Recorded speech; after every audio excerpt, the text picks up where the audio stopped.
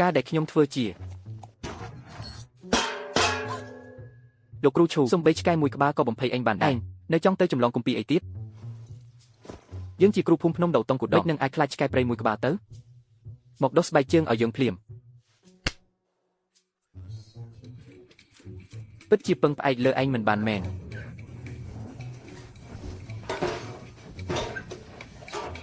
នៅតែត្រឹងឲ្យសុនចាស់ម្នាក់នេះចេញមុខដដែលនៅអបគ្រឿងបរិខាទៀតមែនទេ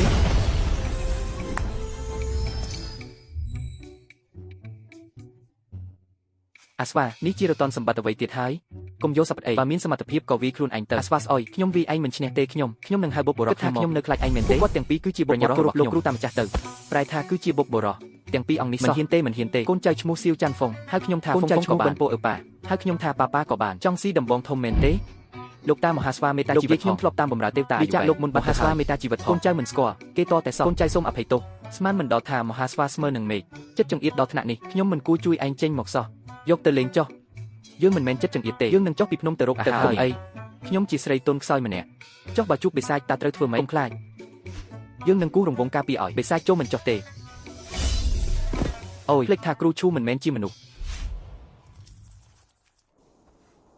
ឈូរិនមួយឲ្យខ្ញុំប្រាប់ថ្ងៃនេះនាងរត់ទៅស្ថាននរកពេលយងទៅហើយស្នាក់នៅទីនោះរហូតតែម្ដងទៅនាងគិតថាខ្ញុំចង់ទៅណាស់មែនទេ